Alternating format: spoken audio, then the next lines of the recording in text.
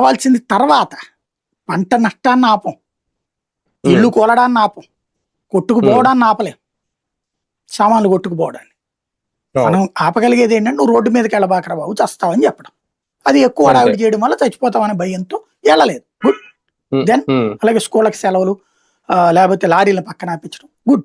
ఇది మంచి initiative, first time తీసుకున్నారు, అది అభినందించాలి.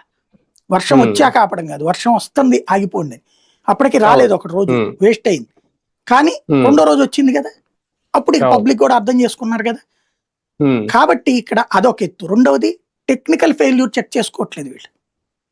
తుఫాన్ ఒక చోట వస్తుంటే ఇంకో చోట వచ్చింది, మనకు రాలే ఎక్కువ సంక్షోభం, తెలంగాణకు వచ్చింది. అంటే ఇక్కడ ప్రజలు ఇక్కడ ఆ టెక్నాలజికల్ గా ఎందుకు ఫెయిల్ అవుతున్నారు అది చెక్ చేసుకోవాలా. మూడవది ఈ పంటకి ఎంత ఇస్తారు, తెలంగాణ ప్రభుత్వం 10,000 ఇస్తానని ప్రకటించింది, ఇక్కడ ఇంతవరకు ప్రకటన లేదు. జగన్ మళ్ళీ జనంలోకి వెళ్తే నువ్వు ఎందుకు వెళ్ళావు అంటారు, సరే నువ్వెందుకు ఇప్పటికి కూడా.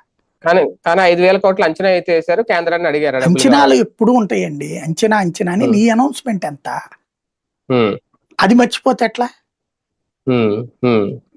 అంటే ఒక అంచనా వేసేసి కేంద్రం ఇవ్వాలని ఎదురు చూస్తున్న ఉండడం కూడా, అది అంటే అధికారంలో ఉన్న అధికార పక్షం చేయడం ఎంతవరకు కరెక్ట్? అంటే ఇప్పుడు రైతులకు సమాధానం చెప్పాల్సిన వాళ్ళే కదా. ఇప్పుడు జగన్ గారు వెళ్ళారా ఇవన్నీ పక్కన పెడితే అసలు వీళ్ళు ఎందుకు చెప్పట్లేదు సమాధానం?